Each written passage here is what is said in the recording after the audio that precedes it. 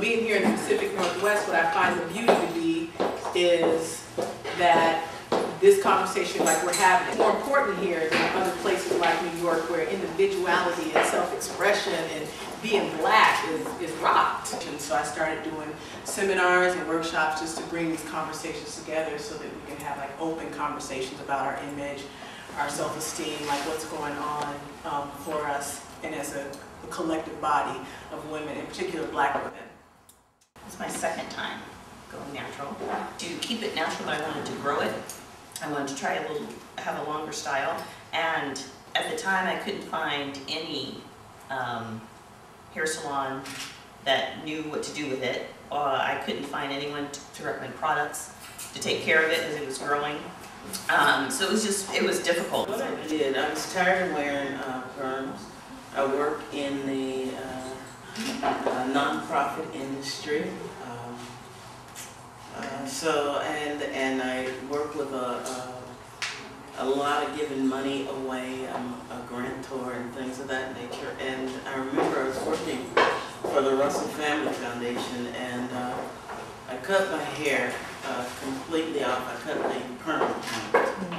And then I wore an afro for it. You know, I normally wear my hair like that.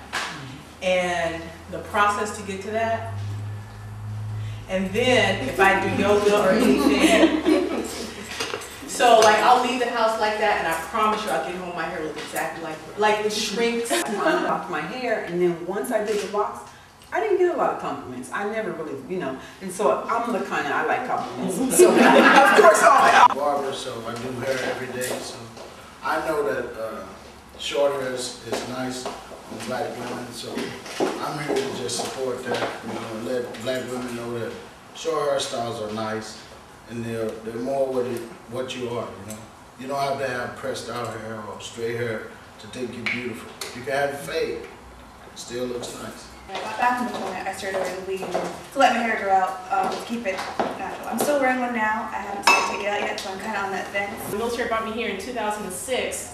That's where I was able to meet these ladies in this hair salon, and started doing the comb twist, started doing the braids, the two-strand twists. But at that point, I already made my decision to be natural. We've been natural for almost 3 years. I started out, my hair was, when it was relaxed, it was really long, and I just decided to cut it off. I had my hair relaxed since I was 5. I decided when I went to go visit her that she wanted to relax my hair. My mom didn't know until she picked me up. You know, I had perms and I had braids and stuff all through college and all that kind of stuff. And my hair was always thinning in the top of my head. It was always thin.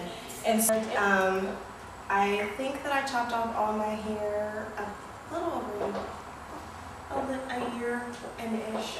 So, but my hair's been a lot happier since. You know, I always wanted my little straight hair. I had real simple straight hair, real thick.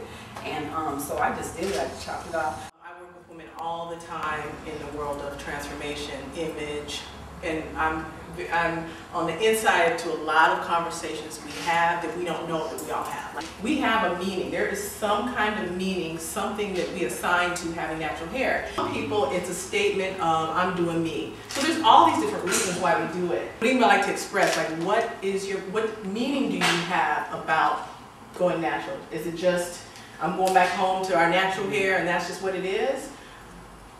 We never get to see our hair. And we live in an establishment that promotes us assimilating to what we feel is better, i.e. straight hair. And so for me, it was like, okay, I need to see my hair. I mean, I'm 47 or 40, whenever it was that I did that. I've lived half my life, and I've not really seen my hair. And we are, as a culture, in that mindset that long and pressed out is nice. Not for everybody. When I got my approval to retire after 22 years of service in July of 2008, I said, I'm locking it up. And to me at that point, that was a statement for me. It was a statement for me because for 22 years I've been told how I can wear my hair, how I can't wear my hair, what type of makeup I can wear, what jewelry I can wear. It was too many restrictions for 22 years. And at that time I was like, you know what? Freedom. Bam, here I am. And go out in the rain. I have to worry about the weather. I have to worry when it's outside. To me, that's control, as opposed to the perms and the straight hair as a loss of control. I would rather you know, alopecia, some women, they always say, oh, I'm growing my hair out on the side, with the weave. You're not doing it, you're pulling it out even more. Yeah. And then, it's like everybody that's said, you try to conform to society, that's how it's always been, but I would rather see you, whatever hairstyle you have, as long as you have the confidence in you, it ain't about what your hair looks like. I don't feel like I have to fit into a cookie cutter, and that's how I felt, either with the relaxed hair or with the weave hair. My dream time would be, I wish we could go back to 1972 when it was afros, beads, and just let's go down to rock and the real thing. Get that throwback on. I watched those early Michael Jackson videos. Dealing with white people around my hair, and we change all the time. So like I'll put this in, or sometimes I'll show up like that, and there's this whole like, oh my, They want to touch. they want to touch. And this here working corporate America. Organization. Okay. So you like Christianity and like tradition on top of all that, and yeah, we get some looks. I've worked on a lot of corporate jobs. I'm a corporate manager now, and I remember when I first got the job, I actually had to cut my hair as short as this gentleman's here to get the job, and I knew that it was a game. It was a game I knew I had to play. You're always in the On the faces front line of of the corporate setting. Did you, in your society, in your workplace, get any of the comments about putting dung in your hair or not washing your hair for months or having bugs or any of that? Did you have any white people who were concerned with their mythology of what it actually takes to grow dreadlocks and have long dreads and all that stuff? Did you have any of that stuff? No, I think because I'm one of the bosses, they bet not ask. This time I had it up in a corporate look. My interview look is what I like to call it, up in a bun. And he said, Electa, he's one of my classmates, was getting trained, just got hired on the job. He goes, you have dreadlocks. And I went, white folks are just, they're ignorant. And I'm not saying ignorant like ignorant, I'm saying they're just ignorant to us, our experiences, our cultural experiences, our so many things about us. We're so multidimensional, and especially as women, they're just ignorant to it. As a man, and just in proper etiquette, there are two questions that you never ask a woman. You would never ask a woman her age. You would never ask a woman her weight.